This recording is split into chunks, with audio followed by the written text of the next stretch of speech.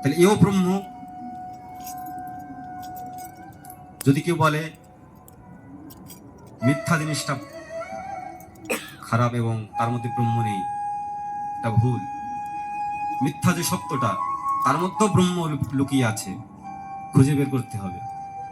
যদি মিথ্যা মিথ্যাই থাকে, তাহলে মিথ্যা যে কয়টা শব্দ, সেই কয়টা শব্দ আপনি মন্ত্রের মধ্যেও পাবেন।